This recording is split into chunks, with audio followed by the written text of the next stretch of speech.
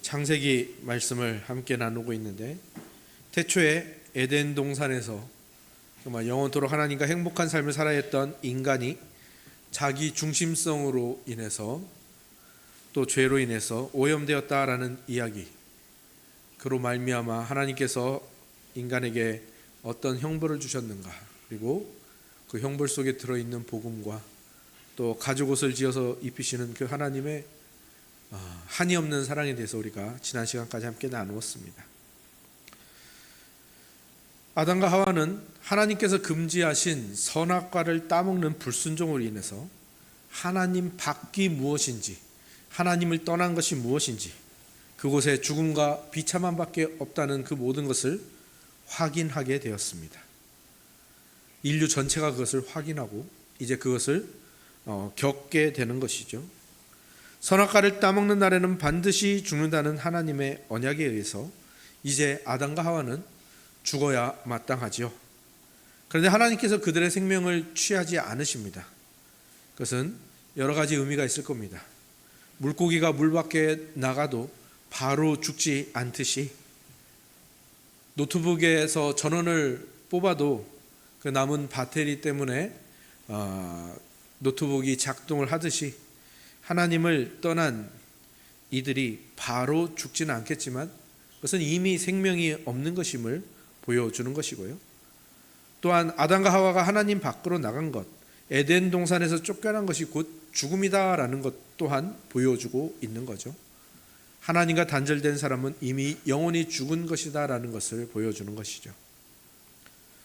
그런데 지난 시간 살펴본 것과 같이 하나님께서는 불순종으로 인해 죽은 운명인 아담과 하와에게 복음을 선포하시죠. 그리고 가죽옷을 지어서 입히십니다. 하나님의 한이 없는 사랑이 드러나는 장면인데요, 여자의 후손을 약속하시고 그 여자의 후손이 뱀의 머리를 깨트리실 것을 약속하십니다.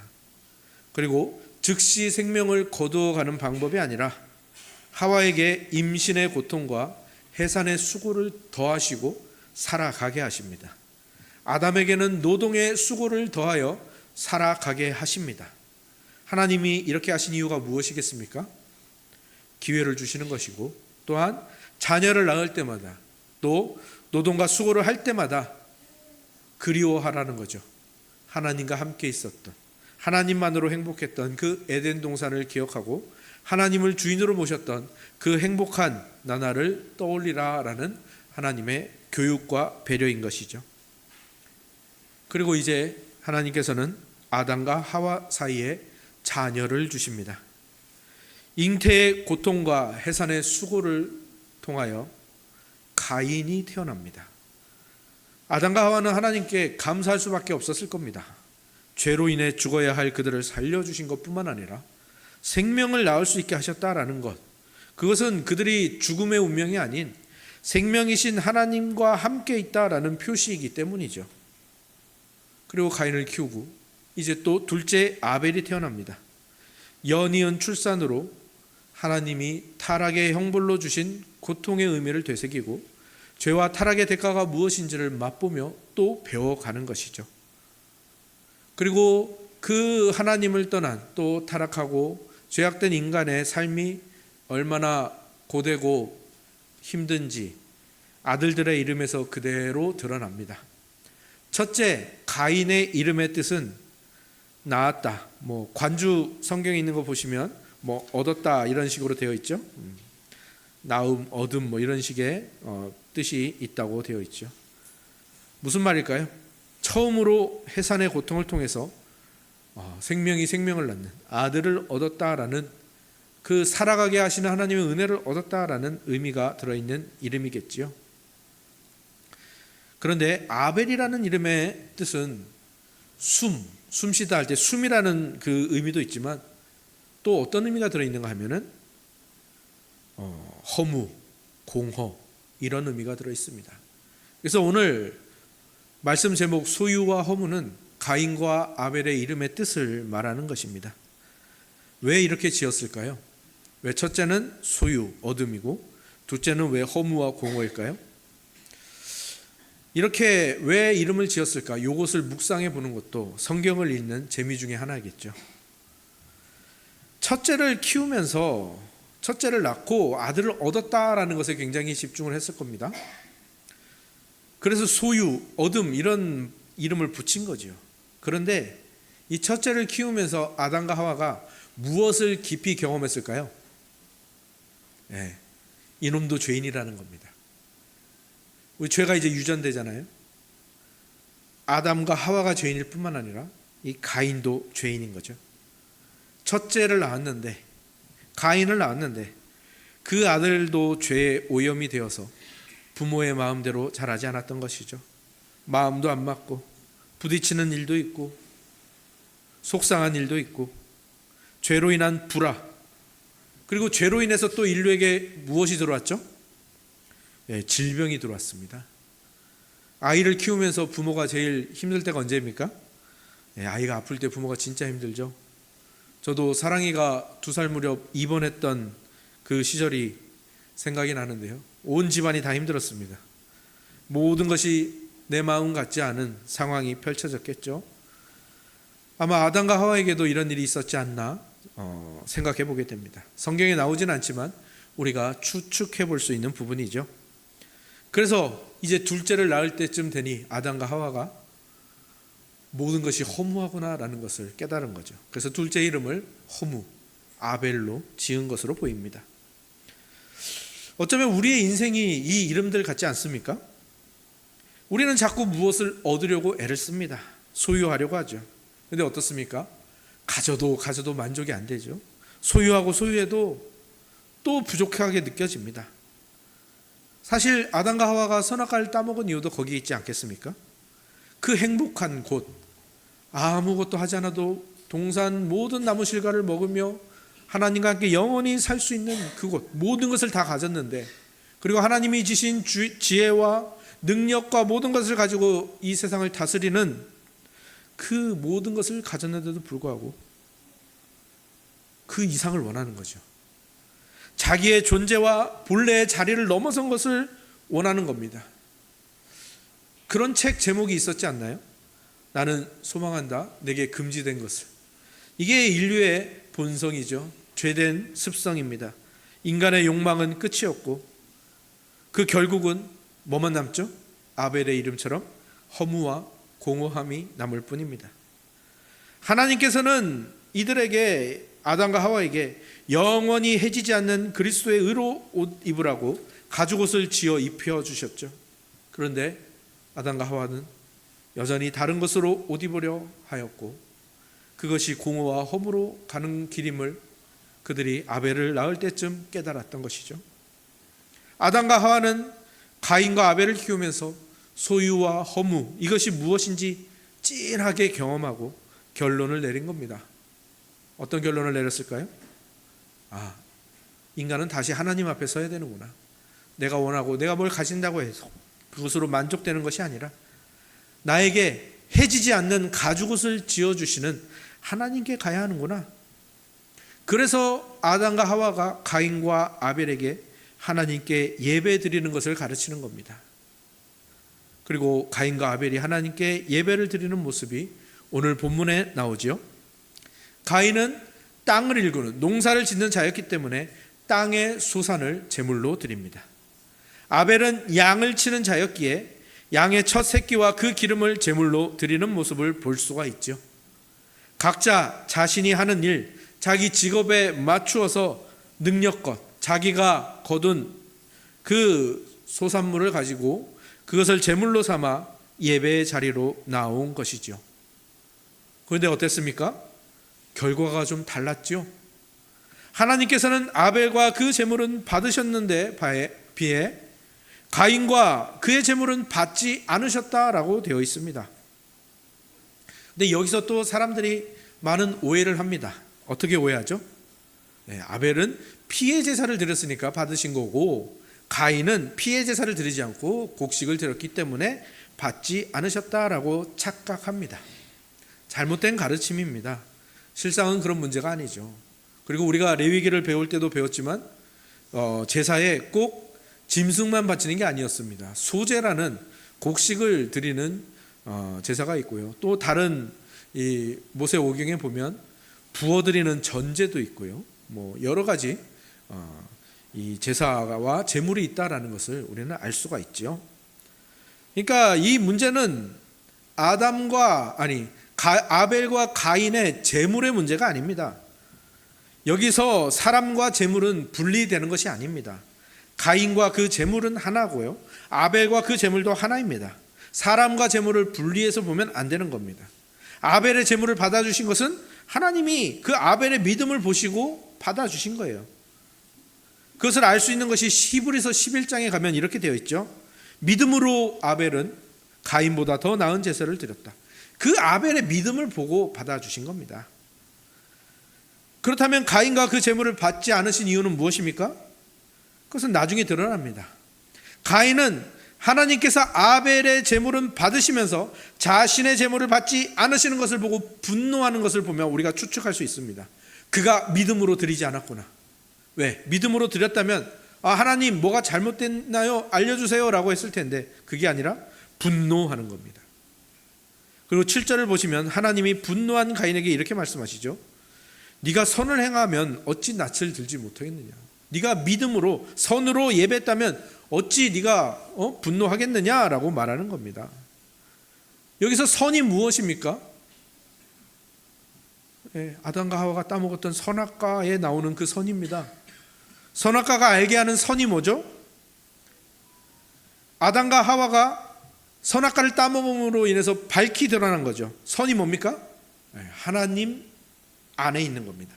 하나님을 향해 서는 것이고 하나님 안에 있는 것이고, 악은 뭐죠? 하나님께 뒤돌아서 하나님을 떠나는 게 악이라는 것이 선악과를 먹어서 분명히 드러났죠. 그러니까 선은 뭡니까?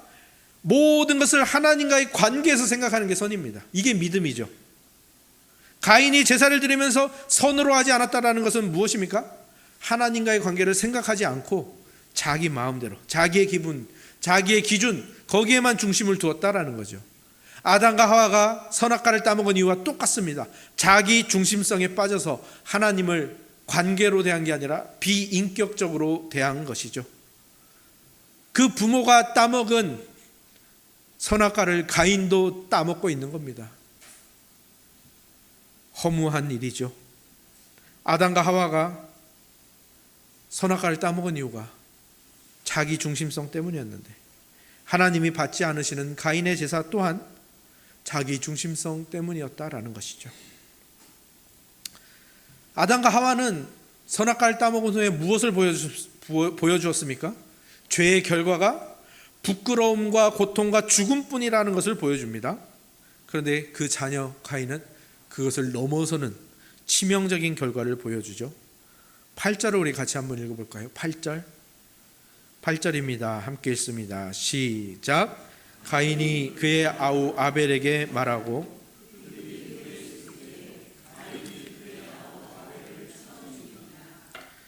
하나님을 바라보지 않고 하나님과의 관계를 무시하고 하나님의 말씀을 저버린 가인은 최악 중에 최악의 결과를 만들어냅니다. 가인은 지금 하나님의 자리를 차지했습니다. 자기가 하나님이 되어버리니까 어떤 일이 벌어집니까? 하나님이 자신과 자신의 재물을 받지 않는 원인이 이제 자기가 하나님이 되니까 자기에서 찾지 않는 거예요. 다른 데서 찾는 거예요. 왜 하나님이 내 예배를 받지 않지? 아벨 때문이로구나. 이 아벨, 너만 없어지면 되겠구나. 아벨만 없어지면 모든 문제가 해결되겠구나. 아벨을 이 세상에서 지워버리자. 뭐 하고 있는 겁니까? 창조의 반대, 창조의 역행으로 가는 겁니다. 하나님은 창조하셨는데, 그래서 있게 하셨는데, 있으라 하고 있게 하셨는데, 가인은 뭐 하고 있는 거예요? 없게 하는 겁니다. 하나님의 자리에 서서 하나님과 반대의 일을 하는 거죠. 동생을 죽여버리고 마는 겁니다. 우발적인 사고였을까요? 아니요. 철저하게 계획된 살인이었습니다. 가인의 자기 중심성과 죄가 만나서 그 극한으로 치닫는데, 이제 그 죄가 가인에게 이렇게 말하는 겁니다. 가인아, 너에게 생긴 모든 문제는 다 아벨 때문이야. 이 아벨이 있는 한 너는 영원히 하나님께 그리고 너의 부모에게 인정받지 못할 거야. 그러니 아벨을 없애버려. 아벨을 죽여버려. 가인은 이 죄의 속삭임에 넘어가서 그럼 어떻게 아벨을 없애야 되지? 계획을 하기 시작하는 겁니다. 아벨에게 무언가를 말하고 아벨이 들로 나가게 하고 그리고 몰래 거기서 죽이고 땅에 묻어버립니다. 죄의 심각한 그 끔찍한 그리고 커져가는 이 죄의 가속성, 보면 볼수록 숨이 막힙니다. 아담은 선악과를 먹도록 그것을 준 하와를 탓하긴 했습니다. 하나님, 당신이 나에게 준 여자가 이걸 먹게 하지 않았습니까? 그렇게까지는 했지만 하와를 죽이지는 않았습니다. 하와도 마찬가지죠. 하나님, 당신이 만든 뱀이 나에게 선악과를 먹으라고 했다고요. 뱀을 원망하고 뱀을 만든 하나님을 원망하긴 했지만 뱀을 죽이지는 않았어요. 근데 가인은 어떻게 하는 겁니까? 아벨을 탓하고 아벨을 미워할 뿐만 아니라 하나님을 원망했을 뿐만 아니라 아벨을 만든 하나님을 없애고 또 아벨을 없애는 겁니다. 하나님을 죽이는 거죠. 근데 하나님 눈에 보이지 않으니까 아벨을 죽이는 겁니다. 죄가 얼마나 끔찍하고 그 힘이 어떻게 커져가는지를 적나라하게 보여주는 사건인 것입니다. 그런데 여기서도 놀랍게 이 결말이 우리의 예상과는 전혀 다르죠. 전개가 완전히 다릅니다. 지난 시간에도 분명히 선악과를 따먹으면 반드시 죽을 것이라 했으니까 아담과 하와가 죽어야 하는데 하나님께서 아담아 아담아 네가 어디 있느냐 물으시면서도 그들에게 돌이킬 기회를 주시고 또 뿐만 아니라 그들에게 형벌을 내리시면서도 복음을 전해주시고 그들에게 사랑으로 가죽옷을 지어 입히시죠. 가인에게도 동일하게 하세요. 하나님이 9절입니다. 여호와께서 가인에게 이르시되 네 아우 아벨이 어디 있느냐.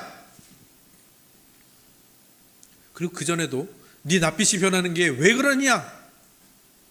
계속해서 가인에게 돌이킬 기회를 주시는 겁니다. 하나님은 진짜로 70번씩 7번 용서하시는 분이신 거예요. 근데 저는 아무리 생각해봐도 이 가인이 너무 괘씸하고 절대로 용서가 안 되는데 하나님은 그에게 끝까지 기회를 주시고 그를 사랑으로 덮으려고 애를 쓰십니다. 근데 가인의 반응이 최악 중에 최악이죠.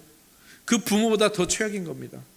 내가 알지 못하나이다. 죽여놓고 내가 내 아우를 지키는 자니까 하나님이 찾아보세요. 어딘가 있겠죠. 아담과 하와는 죄를 짓고 부끄러워서 두려워서 숨기라도 했죠. 가인은 어떻습니까? 숨기는커녕 적반하장으로 하나님께 대들고 거짓말하고 속이고. 우리는 오늘 이 가인의 모습을 보면서 두 가지를 분명하게 짚고 넘어가야 됩니다. 먼저는 하나님과의 관계를 무시하게 만들고 자기가 하나님이 되도록 만드는 자기 중심성에 우리를 내어주는 이 습관을 들이면 안 되겠다라는 거죠. 왜? 그렇게 자기 중심성에 나를 내어주고 죄에 나를 내어주면 줄수록 이 죄가 얼마나 강해지는지 그 강도가 얼마나 커지는지를 볼 수 있기 때문이죠. 대범해지고 무뎌지고 교묘해지고 더 파괴적으로 변해가기 때문입니다. 모든 관계를 파괴하고 창조를 역행하고 그 인격마저도 붕괴되는 이 모습을 보면서 자기 중심성에 나를 자연스럽게 넘겨주는 것은 내가 해야 되는 일이 아니라는 것을 분명히 우리가 알아야 됩니다. 두 번째 짚어야 할 것은 무엇입니까? 가인과 반대로 하는 것이 우리가 살 길이라는 거죠. 우리가 반복해서 짓는 죄가 있습니다. 그죠? 우리가 자기 중심성에 자꾸 자기를 내어준단 말이에요. 그 실수를 정직하게 하나님께 내어놓는 거죠. 근데 어떻습니까? 우리는 자꾸 변명을 하죠. 저도 이게 말하는 직분이다 보니 입만 살아가지고 말빨이 좀 되다 보니까 잘못을 인정하기보다는 변명이 먼저 나온단 말이에요. 둘러대는 말이 먼저 나온단 말이에요. 근데 이 말씀을 준비하면서 그 부분에 대해서 굉장히 많이 반성하게 되었습니다. 그리고 이렇게 기도했습니다. 하나님, 오늘 말씀을 통해서 저의 죄악된 모습과 그 죄악에 무뎌진 제 마음을 보게 하시니 감사합니다.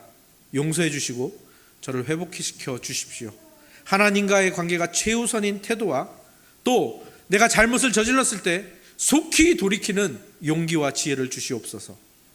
여러분들도 오늘 이 말씀을 통해서 여러분이 무엇을 하나님께 내어놓아야 하고 또 어떻게 빨리 돌이키고 회개하고 변명이 아니라 둘러대는 것이 아니라 그 회개와 돌이킴으로 나아가야 되는지를 결단하시기를 부탁드립니다.